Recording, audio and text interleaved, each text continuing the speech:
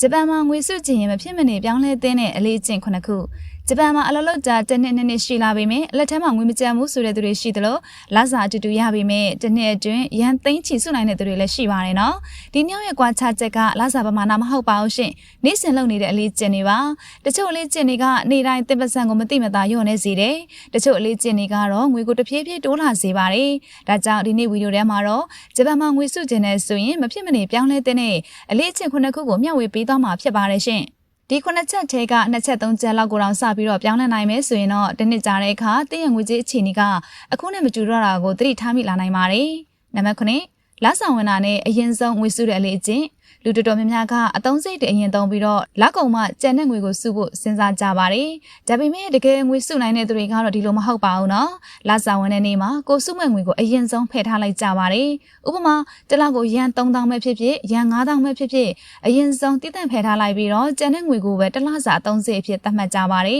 ဒီလိုလုပ်တဲ့အခါငွေစုတာကအလေးကျင့်တစ်ခုဖြစ်လာပါတယ်နံပါတ်6နေ့စဉ်အသုံးစိတ်ကိုမှတ်တမ်းတင်တဲ့လေ့ကျင့်တနေ့ကိုရန်300ရန်900သုံးတာလေးတွေကမများပါဘူးလို့ထင်ရပါတယ်ဒါပေမဲ့တစ်လစာပြန်ပေါင်းကြည့်တဲ့အခါကိုမထင်ထားတဲ့နေရာတွေမှာငွေအများကြီးထွက်နေတာကိုတွေ့ရတတ်ပါတယ်ဒါကြောင့်နေ့စဉ်ဘာဝယ်ခဲ့တယ်ဘယ်လောက်သုံးခဲ့တယ်ဆိုတာတွေကိုနှုတ်လေးနဲ့ဖြစ်ဖြစ် app နဲ့ပဲဖြစ်ဖြစ်မှတ်ထားတဲ့လေ့ကျင့်ကမလိုအပ်တဲ့အသုံးစိတ်တွေကိုမြင်မြန်သိစေနိုင်ပါတယ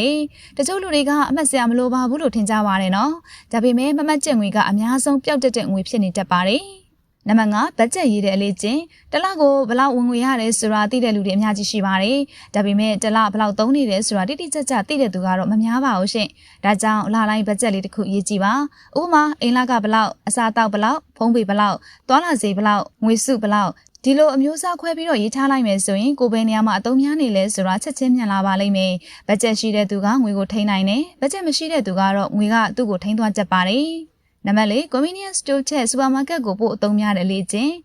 7-Eleven, Family Mart, Lawson ဒီဆိုင်တွေကအရန်အဆင်ပြေပါတယ်ဒါပေမဲ့အဆင်ပြေတာနဲ့ဈေးသက်သာတာကမတူပါဘူးနော်ဥပမာရေတန့်တပုအချိုရည်တပုဘန်တိုတပု convenience store မှာဝယ်တာနဲ့ supermarket မှာဝယ်တာကဈေးနှုန်းကွာတာတွေအများကြီးရှိပါတယ်ရှင်အထူးသဖြင့်ညပိုင်း discount sticker ကတ်တဲ့အချိန်တွေသွားဝယ်ရဆိုရင်တချို့အစားအသောက်တွေကို30% 50% အထိသက်သာတဲ့ဈေးနဲ့ရနိုင်ပါတယ်ဒီအလေးကျင့်လေးကိုပြောင်းလဲလိုက်ရုံနဲ့တစ်လကုန်တဲ့အခါငွေတောင်းချီသက်သာသွားစေနိုင်ပါတယ်နံပါတ်3လိုအပ်တာတွေကိုပဲဝယ်တဲ့အလေးကျင့်ဂျပန်မှာ online shopping လုပ်ရတာအရန်လွယ်ပါတယ် Amazon, Rakuten, Mercari app ကိုဖွင့်လိုက်တာနဲ့လူချင်းတဲ့ပစ္စည်းကိုမိနစ်ပိုင်းအကျုံဝင်နိုင်ပါတယ်ဒါပေမဲ့ငွေစုတဲ့သူတွေအတွက်ကတော့ပစ္စည်းတစ်ခုတွေ့တာနဲ့ချက်ချင်းမဝယ်ကြပါဘူးရှင်သူတို့ကိုသူတို့အရင်မိကြပါတယ်ဒီပစ္စည်းကတကယ်လိုအပ်တာလားမရှိလဲအဆင်ပြေနိုင်သလားတခါတလေတရက်နှစ်လောက်စောင့်ပြီးမှပြန်ကြည့်လိုက်တဲ့အခါမဝယ်လဲရတာပဲဆိုပြီးတော့စိတ်ပြောင်းသွားတတ်ကြပါတယ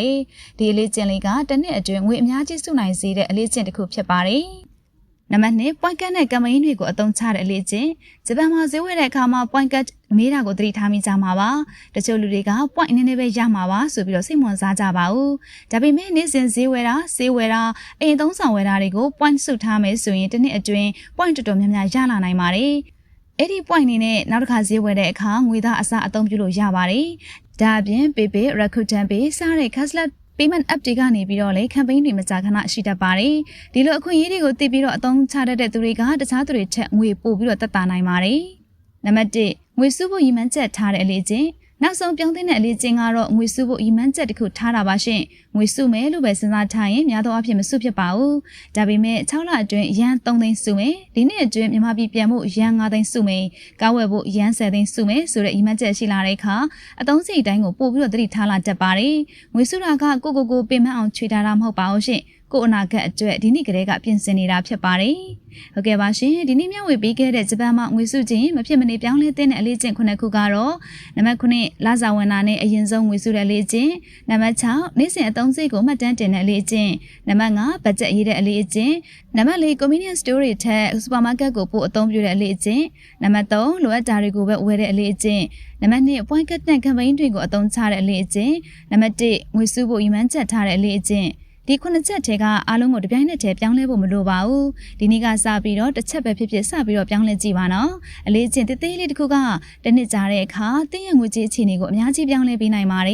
်နောက်ထပ်ဗီဒီယိုတွေမှာလည်းဂျပန်ရောက်မြန်မာတွေအတွက်လက်တွေ့အသုံးဝင်မဲ့ဘုဒ္ဓတွေကိုဆက်လက်မျှဝေပေးသွားမှာဖြစ်ပါတယ်ရှင်